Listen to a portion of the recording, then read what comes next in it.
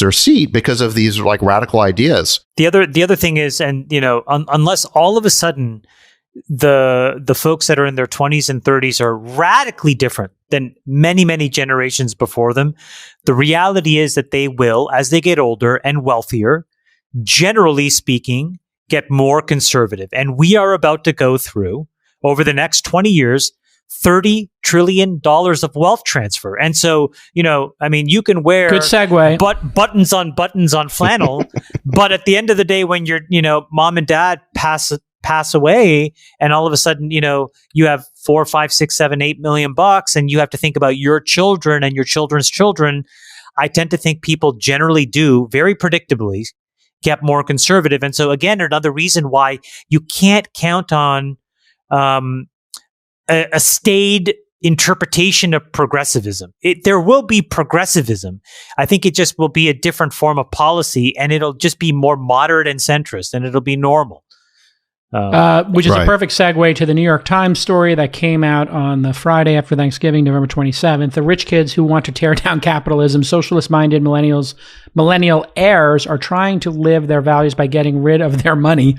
Lately, Sam Jacobs, and I'll read just a little bit of it, has been having a lot of conversations with his family's lawyers. He's trying to gain access to his trust of his $30 million trust fund. At 25, he's hit the age where many heirs can blow their money on harebrained businesses or a stable of sports cars. He doesn't want to do that.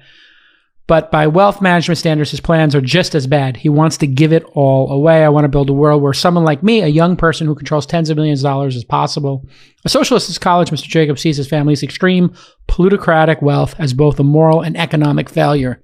His parents must be very proud of him. First of all, Sam Jacobs sounds like an idiot, and he shouldn't have any money. So hopefully he gets his wish. Why did his parents give him $30 million? This trust fund should be like given to somebody who deserves it.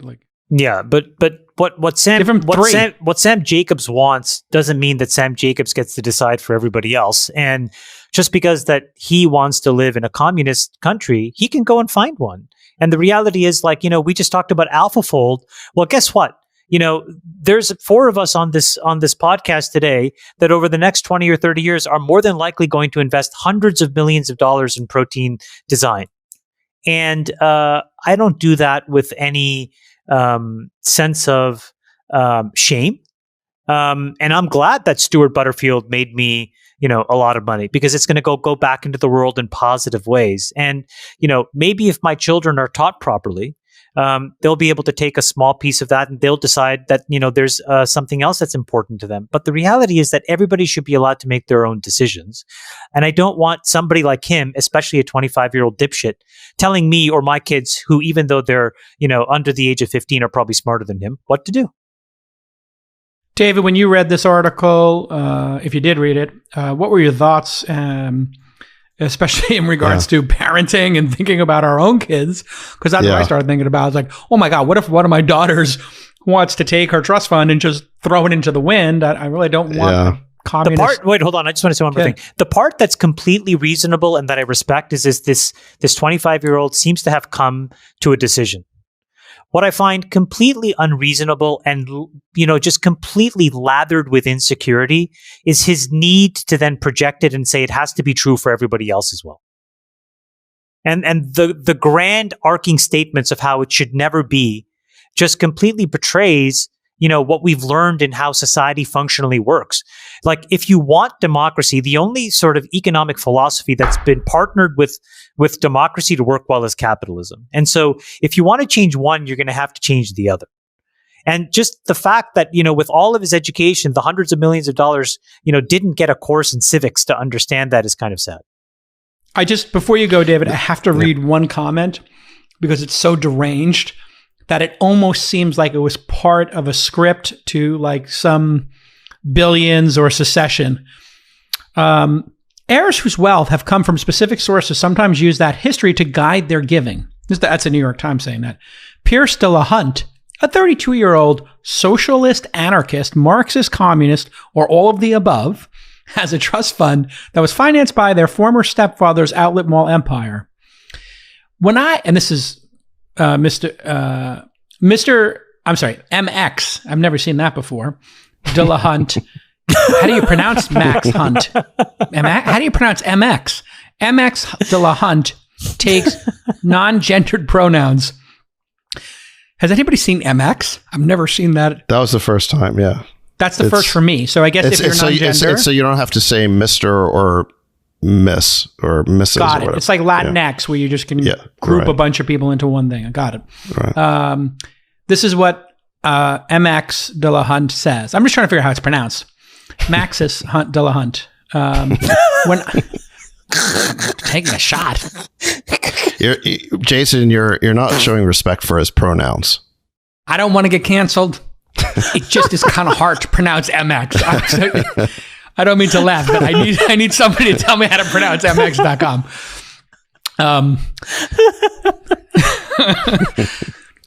But this is the quote that is so insane.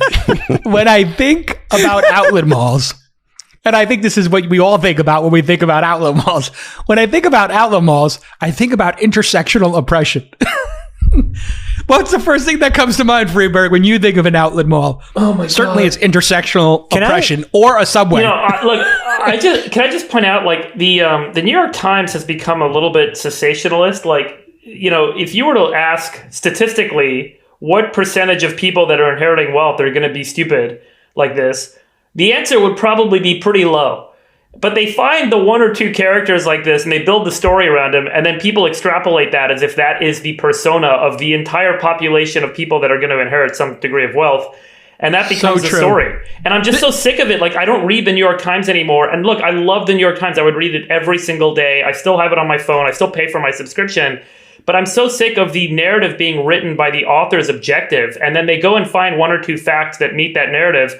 And rather than speaking about it statistically and saying, we surveyed 100 people that were wealthy, this is how many. And if it was 60% of them saying, I'm going to go give away all my wealth and do crazy shit, great. Like, that's the story. But again, but picking an individual and building the narrative around that individual as if that is the whole kind of... But David, and that's the point. Like, what they do is they don't even talk about people who want to give their money away. What they do is they create these caricatures around this, like, judgment. Totally. It's all about this, like, judgment. It's like, it's like I am holier than everybody else because of these decisions that I made.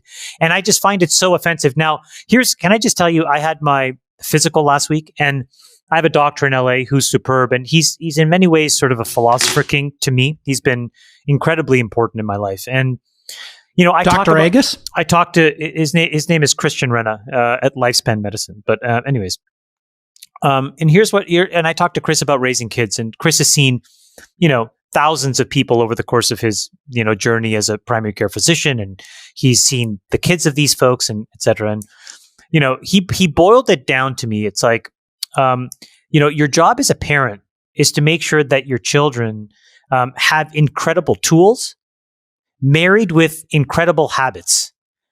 And so some of these things are very simple, like food and, how to eat and self-care and exercise. But some of these things are really important, which is a worldview, empathy, and he uses this word, which is called awareness. And awareness is this idea that you understand the world around you. And that's an incredibly difficult thing for parents to be able to teach their kids. But it seems like if you could give them that, that's independent of anything other than time and care, right? It doesn't matter whether you're rich or you're poor. It doesn't really matter whether you're black or you're white. You can really teach the concept of awareness and empathy. And then the other thing that he taught me was, there's a really big difference between folks like you, meaning guys like me, who grew up poor, and who are focused on the generation of money, right? Meaning making money.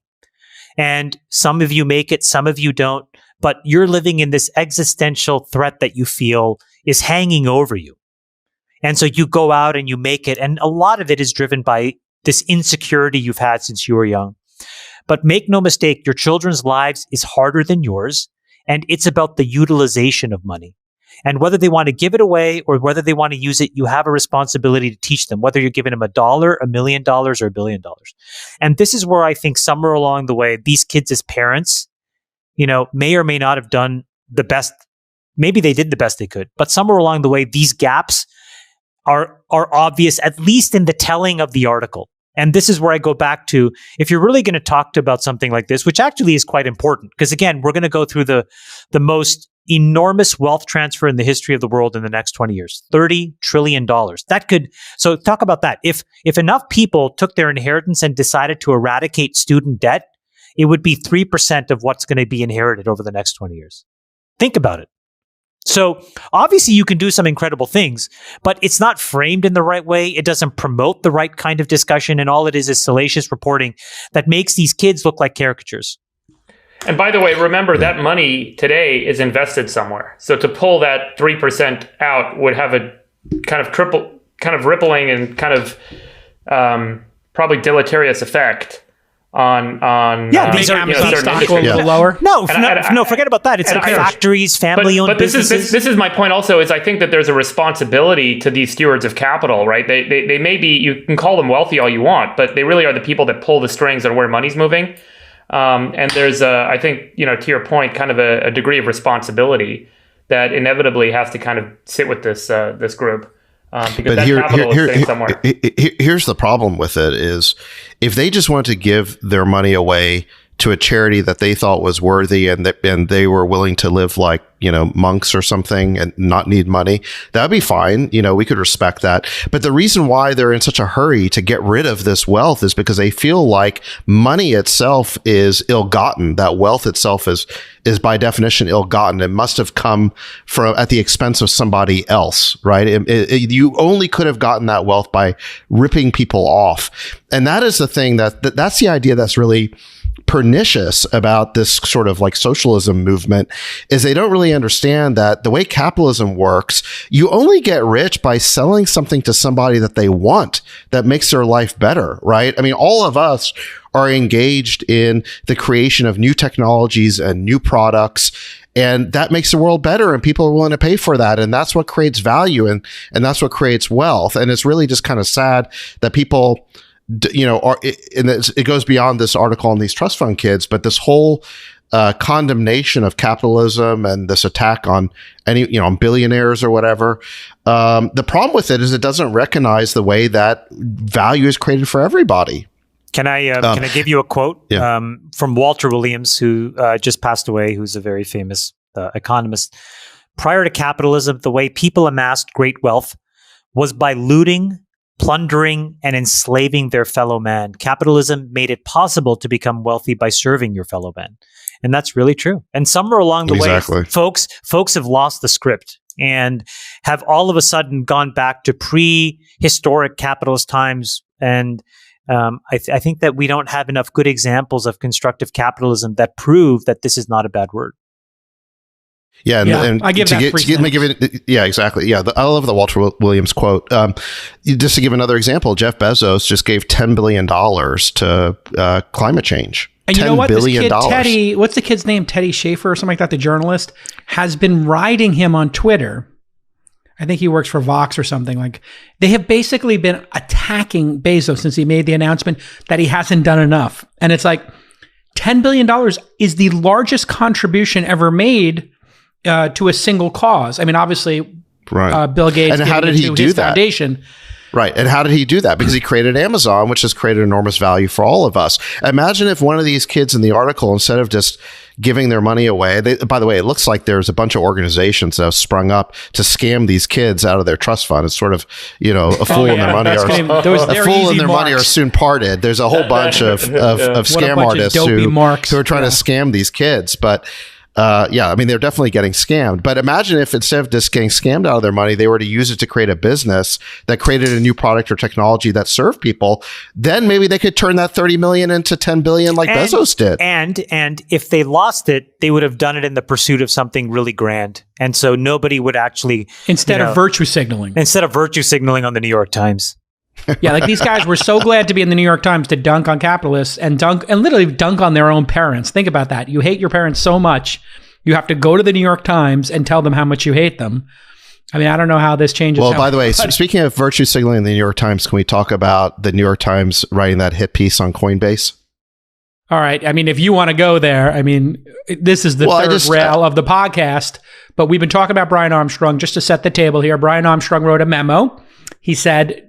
politics at work. By the way, JK, I just posted an image for Nick to put up here. Don't tell me it's a code 13 at Sacks again. No, this is not a code 13. It's to reinforce your point about the virtue of capitalism. This kind of dates back to, these are three images, three charts from the year 1500 to today. And energy use has grown 115 times. Well, so this is basically a measure of population consumption, 14x. And production, right? And so the capitalist incentive has driven the ability, while population has grown 14x over the last 500 years, it's driven a nearly 10x increment in what is available for humans to consume per capita during that period of time. I mean, think about that. That was driven entirely by industry. And so industry has enabled, and production has increased by 240x. So we have a surplus of goods on planet Earth and a surplus of access to goods because of the capitalist incentive over the last 500 years. And whose right is it to say that was wrong? And right. All of the people that are employed by it and live within that mechanism and who are no longer living in poverty, who are no longer slaves. All of a sudden, 50,000 people can virtue signal because they're sitting in their warm homes in America telling everybody else to fuck off. I mean, I find it kind of a joke. I mean, I would like you to go and live, where I was supposed to live before I emigrated. Right. Sri Lanka. No heater, no roof, no food, etc. Right? That's what these kids should do. They should go to North Korea. You go come to Sri Lanka. I can show you. You go to an outhouse. Okay. You sit there. You squat to go to the bathroom. Okay. There's no fucking 3-ply, bamboo, press-free toilet paper to deal with. You literally you clean yourself with your hand. You brush your teeth with coal. I remember we used to brush our teeth with fucking coal. Okay, we have a well for water. And so you have all these people in these situations where all we wanted was to just give a chance to run the race. And the people that were born with a silver spoon in their mouth, who had the chance to run the race, turns around and tells guys like me, no, you can't. And it fucking infuriates me. Yeah, I want to blow up the racetrack, by the way. I want to just get rid of the entire... I mean, honestly, fuck you. It's a serious fuck you to these. Like they profited and they benefited from democracy and capitalism, and now they want to revert back to a system where everybody who's in that system is trying to get into this system. They don't understand what feudalism is because they are so many layers removed through their fucking filtered lenses and country clubs and bullshit vacations and all this crap that they have no idea what it's like. And I'm telling you, I am first generation of having escaped that shit, and I don't want anything to do with it. But the point is, capitalism has allowed not just the U.S., but many other countries to change their course in life. Steven Pinker's, for all of the controversy he creates, his books on, what humans have really achieved during this great kind of era of capitalism and industrialism and how we've changed our course on planet Earth, improved human health, improved longevity, improved access to calories, improved access to shelter, to medicine. It's all because of an incentive, a market-based incentive system. And it is very, very powerful. It is the most powerful force we know as a species. And it's allowed this incredible acceleration, exponential acceleration of possibility for our species. Also from the article, a great quote, Elizabeth Baldwin, a 34-year-old Democratic socialist from Cambridge, Massachusetts. She plans to keep enough of her inheritance to buy an apartment and raise a family, enjoying the sort of pleasant middle-class existence denied to many people of color in the United States. That's just, I don't know. I honestly, let's just move on. Let's talk about Brian Armstrong. So dumb. They see the world in a zero-sum way where, anything they have means that somebody else must have been taken away from somebody else. They don't really understand the way that value is created by an exchange and by people creating new things. And that's what technology is all about. It's creating new things. There was a time when everybody didn't have access to clean water. Now we take that for granted. There's a time when everybody didn't have access to affordable food and electricity. And by the way, look at how we started. All of this is driven by capitalism. And look at how we started the conversation today. AlphaFold, I think, is the realization of one of the greatest capitalist enterprises in history, if not the greatest, Alphabet. And they're still getting started. And the output of that is going to be an incredible new tool for drug discovery that is going to extend human lifespan in an incredible way. There was a window of time where folks who are really, really good at bitching and complaining had a window of opportunity to bitch and complain. And what happened was they were not able to seize power. And then just in the last few months, literally, I think we are nailing that coffin shut. Because as you said, David, you're going to have to all of a sudden like look at companies like Google and look at things like AlphaFold and reject them. And I don't know how people do, because everyone will need something that company will create now and that AlphaFold will be responsible for. We are all going to need a vaccine. These are all coming from for-profit companies that thrived on top of R&D. All of it was funded by past drug profits from other things. And so, we're going to have to really look at ourselves in the mirror and say, did we not want that? Did we want to just die on the street to prove a point?